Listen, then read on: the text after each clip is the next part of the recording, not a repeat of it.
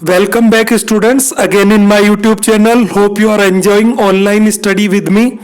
Today we are going to start a new chapter in macroeconomics, problem of deficit demand and excess demand. First of all, it is my humble request once again, kindly subscribe my YouTube channel, like it, share it with your friends and relative. And it is the 9th chapter in this book, problem of deficit demand and excess demand. In this chapter we will cover some important points which are here on your screen. The first point, some essential concepts: full employment, underemployment, voluntary and involuntary unemployment, problem of deficit demand and excess demand. So first of all, these are the basics, and we will concentrate on both these points, problem of deficit demand and problem of excess demand, in this chapter, because it is the main theme of this chapter. At last we will find measure to correct the deficit demand and exist demand की दोनों जो condition है इसको हम कैसे check कर सकते हैं, गवर्नमेंट कैसे इसको कंट्रोल करती है. So let's start with some basic essential concept.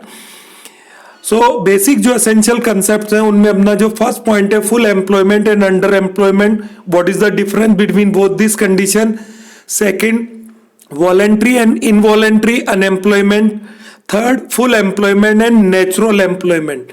तो यहाँ ये जानना जरूरी है कि इनमें थोड़ा सा जो डिफरेंस है वो क्या है. First of all, full employment equilibrium and under employment equilibrium. As there are two approaches in previous chapter which you studied about equilibrium output, जो जीडीपी का था. आपने फर्स्ट अप्रोच पढ़ा था AD is equal to S, aggregate demand aggregate supply जहां बराबर होगी वहां इक्विलिब्रियम स्ट्रक होगा. एंड अल्टरनेटिव अप्रोच आपने पढ़ा था S is equal to I approach. According to both these approaches equilibrium will struck. But what is full employment equilibrium and under employment equilibrium?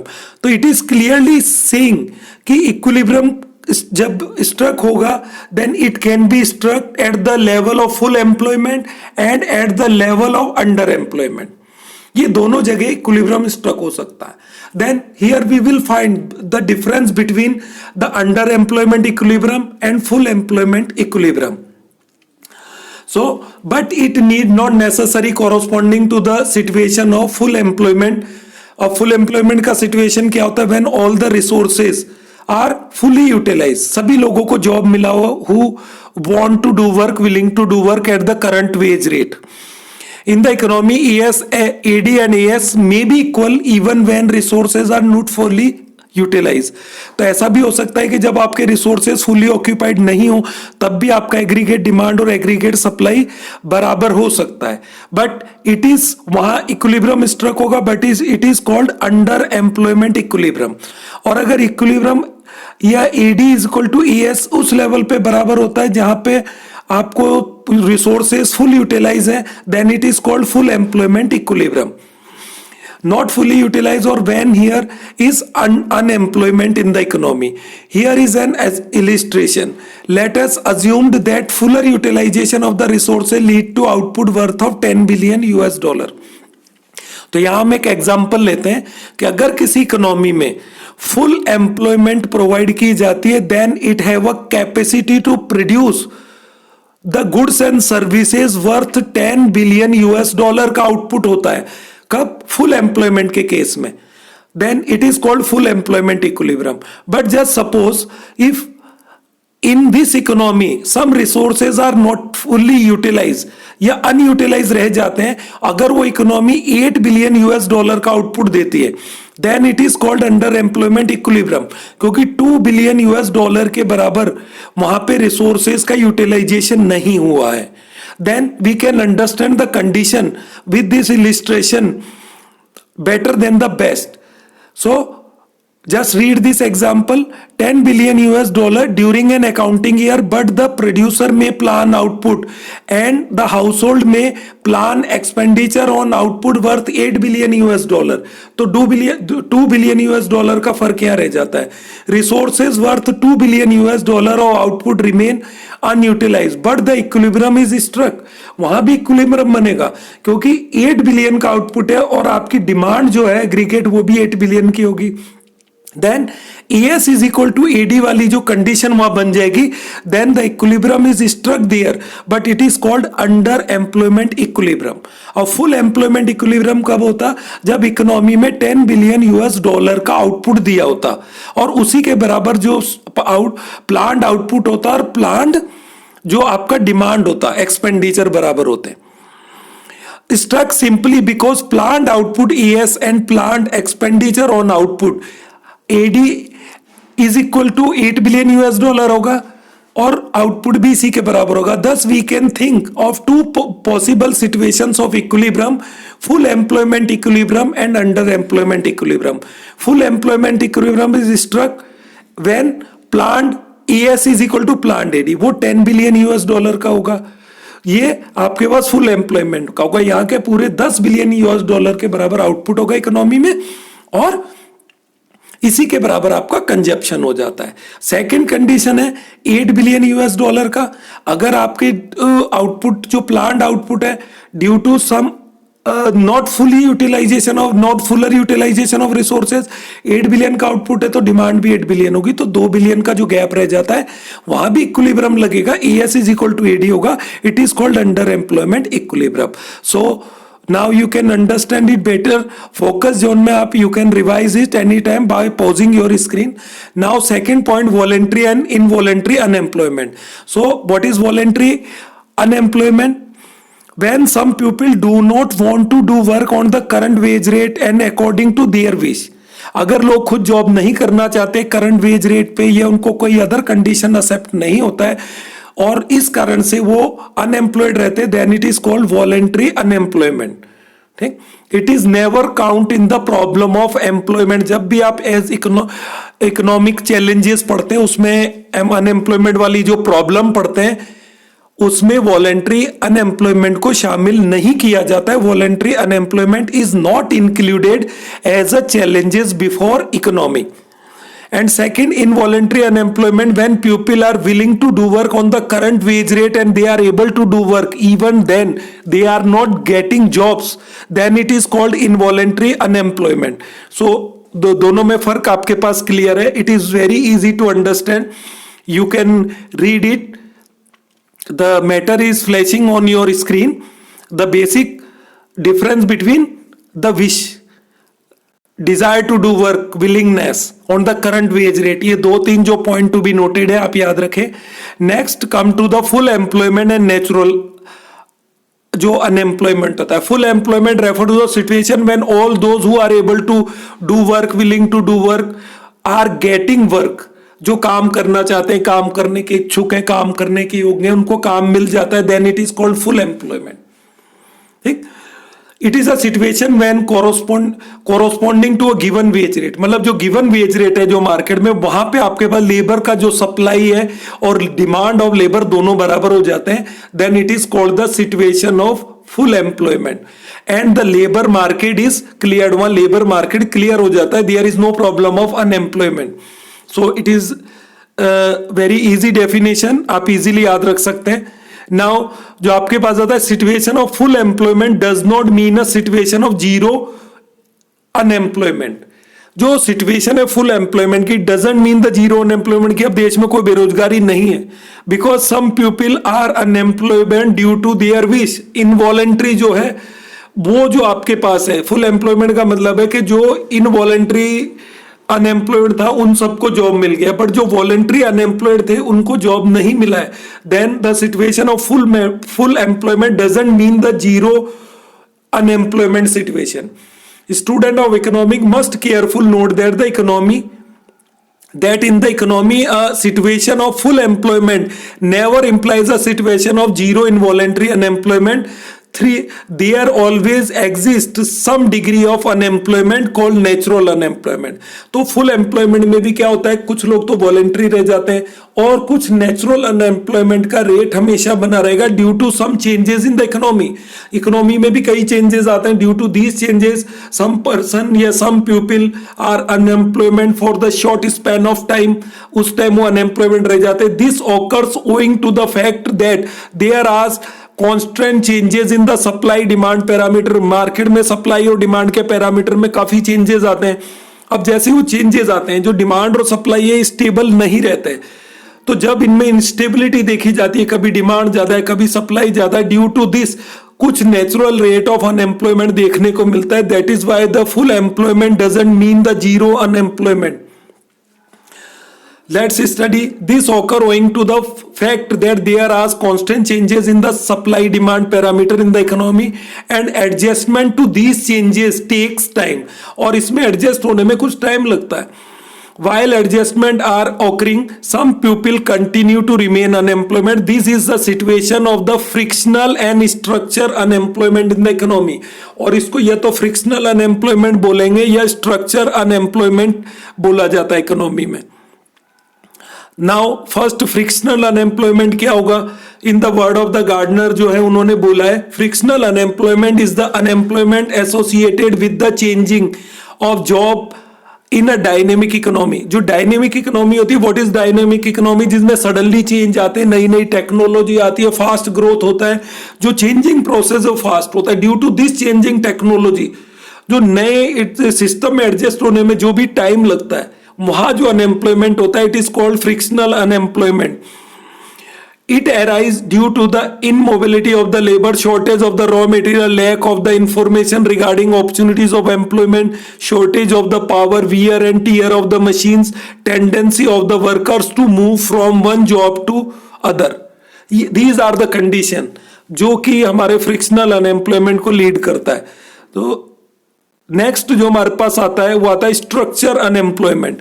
What is in the words of Gardner, structure unemployment is the unemployment that result from the long term decline in the certain industry. जब long term industry में कुछ decline हो जाता है, कई बार कुछ factories आपने बंद देखी होंगी. इन कोरोना जो लॉकडाउन रहा हमारे पास, वहां आपने देखा किस तरीके जो फैक्ट्री वर्कर्स थे वो जॉबलेस हो गए, काफी लोगों की जॉब गई. Then we can include this incident in structure unemployment. It is associated with the structure changes in the economy due to these situations. First, when other factors of production are in short supply. दूसरे जो factor है short supply में हो गए. Factory कैसे बंद हुई? क्योंकि रॉ मटेरियल अवेलेबल नहीं था, लॉकडाउन था हर तरफ, तो कई सारे कारण रहे. Second, when labourers lack expertise of new technology. New emerging industry, जो न्यू इमर्जिंग इंडस्ट्रीज होती है, टेक्नोलॉजी कहते हैं, उसमें लेबर परफेक्ट नहीं होती. Then they took some time to be expert in new industries. And the third, when there is a change in the production techniques, production technique में change होता है. So these are the causes of the structure unemployment. आपने ये Indian economic development में भी पढ़ा है as a challenge.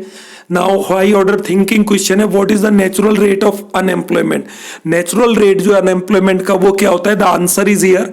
यहाँ पे जो है it refer to the rate of unemployment which always exist in the economy even when labour market is in the state of equilibrium. जब लेबर मार्केट इक्विलिब्रियम के स्टेट में होता है उस टाइम जो रेट होता है अनएम्प्लॉयमेंट का, and this is the rate of unemployment. First यहाँ है frictional changes related to the shifting from one job to other. Second है structure changes, and frictional changes lead to the frictional unemployment. Structure वाले structure unemployment को lead करते हैं. Yes, point number second, problem of deficit demand. And what is a deficit demand?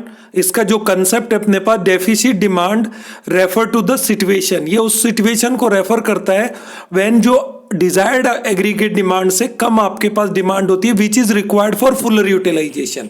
Fuller utilization के लिए जितना aggregate demand आपको चाहिए, अगर आपका डिमांड उससे कम है, then it is called deficit demand. और ड्यू टू दिस आपका इक्विलिब्रियम अंडर एम्प्लॉयमेंट लगता है, वो फुल इक्विलिब्रियम लेवल पे नहीं लगेगा.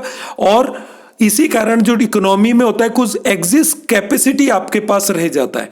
इन फ्यूचर अगर आपका डिमांड एग्रीगेट बढ़ता है, then producer can plan more output by using this exist capacity in economy. क्योंकि आपकी इकोनॉमी में कुछ लोग अनएम्प्लॉयमेंट है. अब यहां मैं आपको एक चीज बताना चाहूंगा, अकॉर्डिंग टू कीनियंस जो थ्योरी है, वहां जो टेक्नोलॉजी को बिल्कुल कांस्टेंट रखा गया है, and we are concentrating on the problem of unemployment. कि अगर आपको प्रोडक्शन करना है गुड सर्विसेज का बढ़ाना है, then we can increase it only by using the exist capacity of economy. और वो एग्जिस्ट कैपेसिटी आपके जो अनयूटिलाइज जो रिसोर्सेज हैं उन लोगों को जॉब दे के आप कर सकते हैं।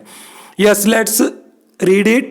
Deficit demand means deficiency of AD. Demand is said to be deficit when it is lower than what is required for the fuller utilization of resources, or AD is deficit when it does not permit fuller utilization of production capacity, or AD is deficit when there is excess capacity in the economy। मतलब अगर demand deficit है तो आपकी economy में sure है access capacity रहेगी, और in future अगर एग्रीगेट डिमांड बढ़ती है तो आप उसको इस एग्जिस्ट कैपेसिटी को यूज करके पूरा कर सकते हैं, मतलब आप अपने प्रोडक्शन को बढ़ा सकते हैं।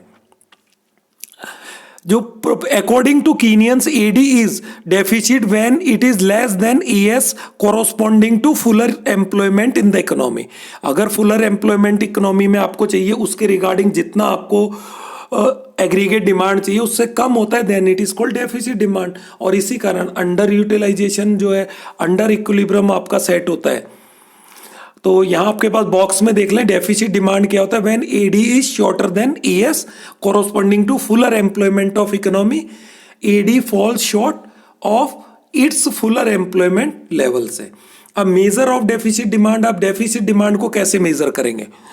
Measurement of the deficit demand, जो फिगर 1 है, reflect the measurement of deficit demand. यहां आपके पास फिगर है, then you can understand the problem by in the diagrammatic illustration. There are two kinds of equilibrium here, एक आपके पास ई point पे दिख रहा है और एक आपको एफ पॉइंट पे दिख रहा है।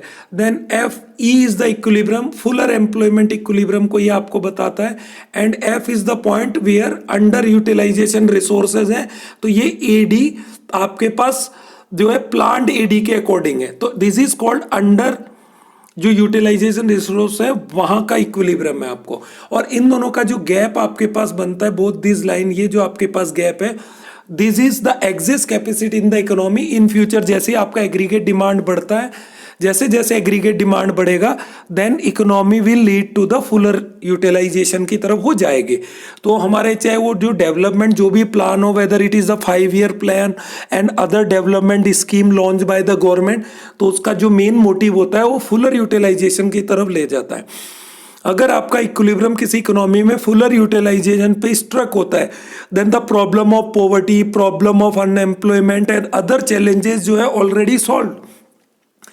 सो the diagram is very easy. एक लाइन आपने यहाँ देखा 45 डिग्री रेफरेंस का, you already studied, it is your income which is equal to aggregate supply. Once again I will repeat here, जो aggregate supply है according to Keynesian theory, यहाँ पे इसको perfect elastic माना गया है। as aggregate demand increases तो excess capacity को यूज करके aggregate supply को कभी भी बढ़ाया जा सकता है। so it is perfectly elastic and we are concentrating on aggregate demand only here.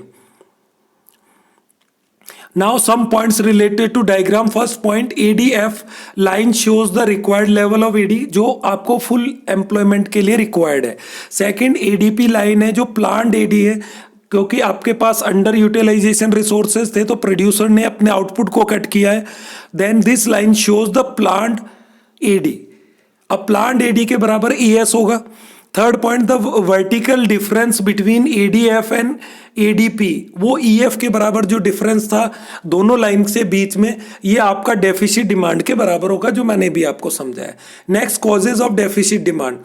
What are the causes? It is also important question कि डेफिसिट डिमांड के क्या कारण है, हम एक इकोनॉमी में क्या सुधार कर सकते हैं जिससे डेफिसिट डिमांड वाली प्रॉब्लम हमारे लिए सॉल्व होके जाती है। Number first, reduction in the private consumption expenditure. पहला कॉज होता है कि जो प्राइवेट लोग हैं, whether it is house hold है या जो प्राइवेट जो इन्वेस्टर हैं, यहाँ इनके कंजप्शन एक्सपेंडिचर में कमी आने के कारण एग्रीगेट डिमांड कम होती है। हम हमारी इनकम का काफी हिस्सा सेव करना चाहते हैं, that is why it is the reason.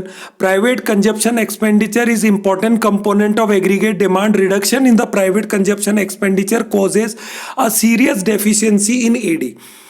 Private consumption expenditure में reduce owing to the several reason, कई कारण हो सकते हैं इसके। However the most important is the reduction in the propensity to consume. जो एमपीसी होता है वो आपका कम होता है क्योंकि आप सेविंग का प्रोपेंसिटी बढ़ा देते हैं, इन फ्यूचर के लिए सेव करने लगते हैं और कंजप्शन को रिड्यूस करते हैं। As you cut your consumption, MPC कम होगा तो इन्वेस्टमेंट जो है वो कम हो जाता है मार्केट में। Increase in the propensity to save in advanced economies, MPS tend to rise when consumption reaches its peak। मतलब जो वेल डेवलप्ड जो एडवांस इकोनॉमी है वहाँ पे एमपीएस कब बढ़ने लगता है, जब उनका कंजप्शन पीक पे पहुंच जाता है। But we are sacrificing our needs for saving, that is why it is the big reason जो डेफिसिट डिमांड का है। सेकंड आता है reduction in private investment expenditure. अब जो अगर आपकी एग्रीगेट डिमांड कम है, if the consumer is not spending their income, they are concentrating on your saving, उनका एमपीएस बढ़ रहा है तो प्रोड्यूसर को भी क्या करना पड़ता है, आउटपुट कम करना पड़ता है, तो वहां उनका इन्वेस्टमेंट एक्सपेंडिचर कम हो जाता है। Private investment expenditure is the other important component of AD, deficit जो एग्रीगेट डिमांड है। It may reduce in the situation of poor business expectation, when producer expect less business conditions कि हमें profit in future नहीं होगा। It has happened in all market economies of the world in the year 2015-16 में पूरे world की जो economies थी वहां ऐसा हुआ है। It is also the kind of time of the depression भी बोला जा सकता है। देन थर्ड जो अपना कॉज है reduction in the government expenditure हो जाएगा। गवर्नमेंट कई बार अपने एक्सपेंडिचर को रिड्यूस कर देता है, then it is another cause of deficit demand. The government may cut its consumption expenditure और investment expenditure, this may be because of the budgetary constraint of the government. जब government budget बनाती है तो government अगर अपने consumption को वहां cut करती है then it is also a cause of deficit demand. But in the less developed economies just like in our country developing economies, government tried to increase their expenditure. Government हमेशा अपने expenditure को बढ़ाने की कोशिश करती है, जो बजट के जो डेफिसिट्स होते हैं उसको बोरिंग के जरिए कवर करने की कोशिश करती है, क्योंकि गवर्नमेंट को पता है कि अगर उन्होंने अपना कंजप्शन एक्सपेंडिचर कट किया तो जीडीपी कम होगा, वहां पे आपका जो इक्विलिब्रियम है फुलर से और नीचे, अंडर से और नीचे आने वाला है। सो अगर गवर्नमेंट के एक्सपेंडिचर में कट होता है then it is another cause of deficit demand. Next आपके पास आता है डिक्लाइन इन। अब जो ऊपर वाले दो जो कॉजेज थे अभी आपने जो पढ़े, ये टू सेक्टर क्लोज इकोनॉमी में था। फर्स्ट और सेकंड जो था, if your economy is two sector close, जो इकोनॉमी है जहां प्रोड्यूसर और कंज्यूमर दो हैं, तो ये दोनों रीजन होंगे डेफिसिट डिमांड के। अब एक इकोनॉमी में 4 सेक्टर होते हैं, अब थर्ड सेक्टर जब आता है तो उसमें गवर्नमेंट का रोल होता है, और एक आता है रेस्ट ऑफ द वर्ल्ड जो कि एक्सपोर्ट और इंपोर्ट के जरिए इसमें शामिल होता है। नंबर जो सेकंड है इसमें डिक्लाइन इन एक्सपोर्ट, आपके एक्सपोर्ट्स कम हो जाते हैं। What do you mean by export? It is the demand for domestic product in rest of the world. ये डोमेस्टिक प्रोडक्ट ही रेस्ट ऑफ द वर्ल्ड में डिमांड होती है। अगर ये डिक्लाइन होती है then your export will decline. तो जब ये डिक्लाइन होंगे it means it is the another cause of aggregate shortage in the aggregate demand. Number third आता है rise in imports. Rise in import it means your economy is not producing, you are importing the goods, then it is another cause. ज्यादा से ज्यादा आप import कर लेते हो, you are not promoting your domestic industries. After corona our prime minister raise the voice local for vocal. Why local for vocal? मतलब we need to produce more goods and services in our economy. So these are the 5 causes. ऊपर वाले 2 cause 2 sector close economy में थे, अगर आप पूरे 4 sector economy के लेके चलते हैं तो वहां गवर्नमेंट और इंपोर्ट एक्सपोर्ट भी उसके रीजन में आते हैं। It depends on the question. अगर क्वेश्चन कैसा है, your answer will be according to the question. फिर अपने पास इसमें 4th पॉइंट आता है इंक्रीज इन टैक्स रेट्स। कई बार गवर्नमेंट टैक्स रेट्स बढ़ा देती है। What is the impact of the tax rate on economy? जैसे गवर्नमेंट टैक्स बढ़ाती है then it will reduce the your income. अब कौन सी इनकम को रिड्यूस करती है? Disposable income. Then taxes is the one sided payment होते हैं, आपको पता है।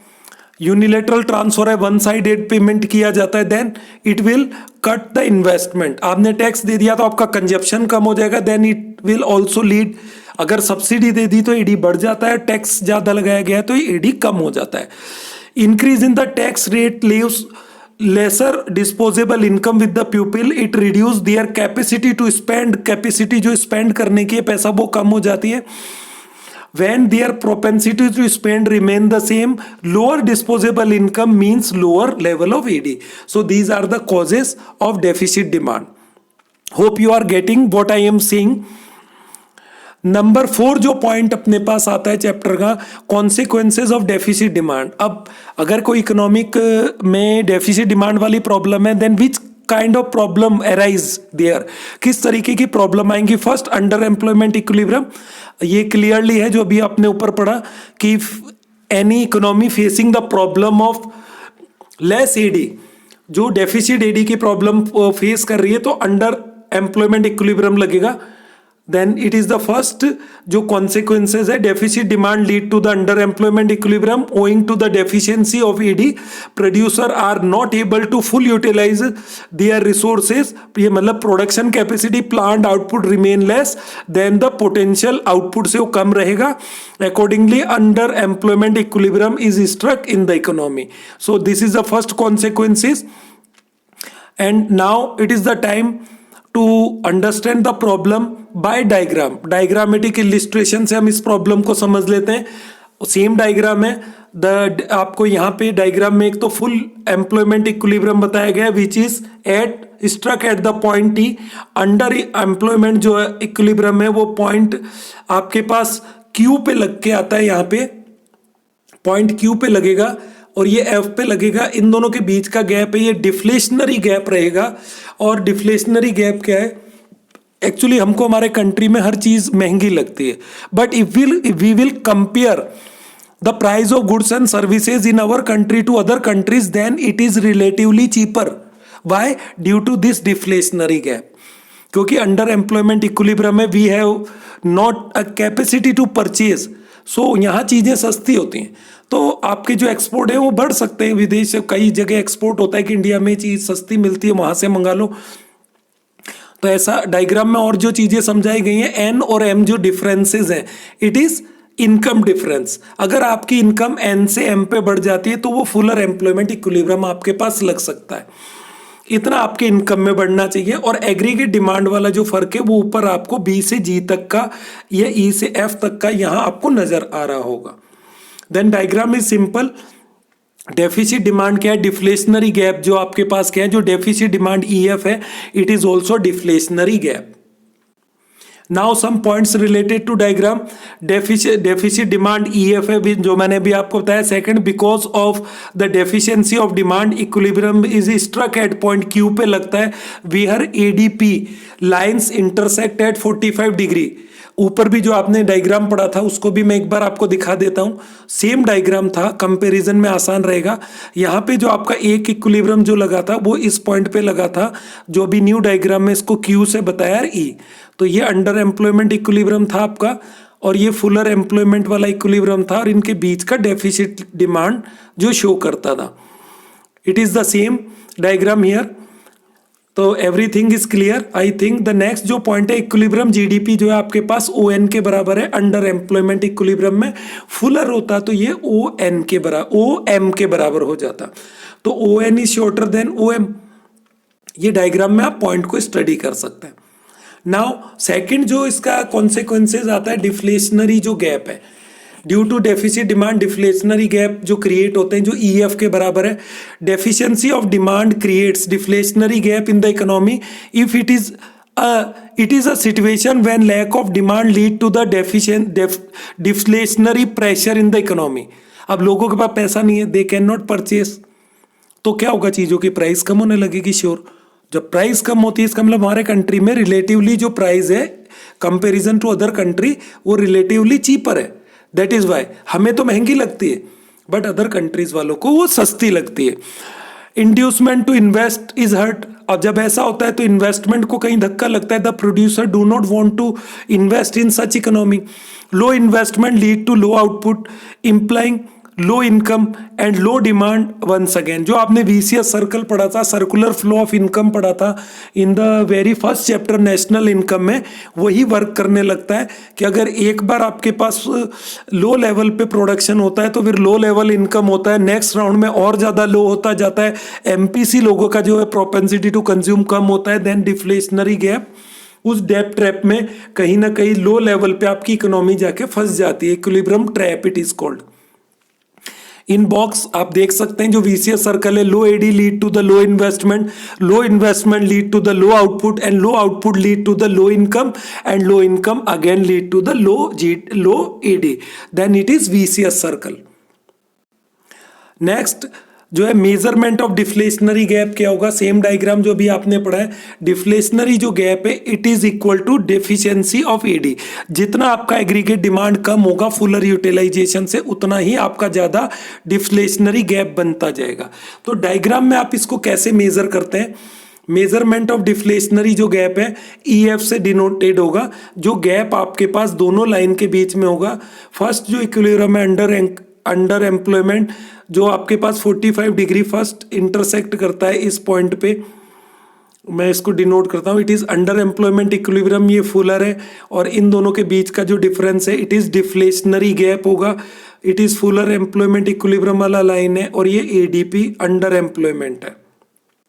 OX एक्सेस पे आपने इनकम लिया है, OY एक्सेस पे आपने एग्रीगेट डिमांड को लिया। नेक्स्ट जो थर्ड है undesired stock, when there is a problem of shortage in aggregate demand, shortage होता है, डेफिशिएंसी होती है डिमांड की, देन प्रोड्यूसर है अनडिजायर्ड स्टॉक, अनसोल्ड स्टॉक होता है। तो कुछ चीजें बिकेंगी नहीं, उनका स्टॉक क्रिएट हो जाएगा, तो producer don't want to suffer from the loss of undesired stock, तो नेक्स्ट राउंड में वो अपने आउटपुट को, डिजायर्ड आउटपुट को कट कर देते हैं। जैसे वो आउटपुट कट करते हैं तो इकोनॉमी में अनएम्प्लॉयमेंट वाला प्रॉब्लम बढ़ने लगता है। In a situation of low AD, producer are not able to sell all that they plan to sell, accordingly undesired stock tend to pile up, clearness of the undesired stock often lead to fall in price. अब जब उनको वो undesired stock clear करना होता है तो by one get one जैसे offer आते हैं, डिस्काउंट डिफरेंट आते हैं, आपने देखा होगा शॉपिंग मॉल वगैरह, टीवी में ऐड देखा होगा, 5% एक्स्ट्रा दिया जा रहा है, 10% एक्स्ट्रा दिया जा रहा है, attractive prices, and it is just to clear their stock, and B fall in the planned output। दूसरा इसका असर पड़ता है कि वो नेक्स्ट राउंड में अपने आउटपुट को कट कर लेते हैं, क्योंकि उनको प्रोड्यूसर्स ऑलवेज नो उसकी डिमांड इतनी नहीं है और हमारा प्रोडक्शन जो है पहले ही पड़ा है, तो नेक्स्ट राउंड में इसको कम प्रोड्यूस करें। Both these factors contribute to deflationary spiral in the economy, और ये दोनों जो कॉजेज हैं डिफ्लेशनरी स्पाइरल को क्रिएट करते हैं इकोनॉमी में। Number 4 loss of profit, deficiency of AD cause loss of profit, profit का लॉस होता है। This happen because producer are not able to clear their stock, producer जो उनकी रेट है उस पर अपने स्टॉक को क्लियर नहीं कर पाते हैं, उनको कई तरीके के ऑफर देने पड़ते हैं, तो इनके प्रॉफिट को कम करता है। B undesired stock lead to price crash, और अनडिजायर्ड स्टॉक से प्राइस क्रैश हो जाता है। तो इंडिया में क्या हो रहा है, प्राइस क्रैश हो रहा है, that is why I am saying relatively जो गुड सर्विसेज हैं in comparison to other countries हमारे कंट्री में सस्ते होते हैं। नेक्स्ट जो आपके पास ये आता है briefly deficiency in the demand hurt business expectation. अगर डेफिसिट डिमांड है तो बिजनेस एक्सपेक्टेशन को कम करता है, low business expectation lead to low investment हो जाता है, and low level of income इससे हो जाता है, और एम्प्लॉयमेंट का लेवल भी इससे लो हो जाता है। Overall level of economic activities reduce and the economy is caught in the low level of equilibrium trap, और वो इकोनॉमी में लो लेवल का जो इक्विलिब्रियम सेट हो जाता है और इसको ऊपर ले जाना बड़ा मुश्किल होता है। जैसे कोरोना में क्या हुआ, लो लेवल में हमारी इकोनॉमी फंस रही थी, तो गवर्नमेंट ने क्या किया, सडनली 2 लाख करोड़ का जो इन्वेस्टमेंट इकोनॉमी में दिया, ये एक बड़ा पुश था कि इकोनॉमी को वापस ऊपर धकेलने के लिए था। As a economic student you can understand. Political issues अलग हो सकते हैं, some opposition parties again always raise some question again कि 2 लाख करोड़ रुपए कहाँ है क्या है, but it is investment by the government कि उस इकोनॉमी को ऊपर निकालना है। जैसे कई बार अपनी जो गाड़ी है उसका पहिया किसी कीचड़ में अटक जाता है तो हम उसको पीछे से पुश देते हैं और गाड़ी को वापस रनिंग ट्रैक पे लाते हैं। तो बिल्कुल 2 लाख करोड़ रुपया बिल्कुल ऐसे काम करेगा। नाउ पॉइंट नंबर 3 जो यहाँ आ रहा है अपने पास, problem of exist demand, and it is another concept and we will discuss in the second part of this chapter. Hope you are enjoying. I think this is enough for this part. This is the first part and you have to watch all the parts to understand the chapter better than the best. And thanks a lot to watching me.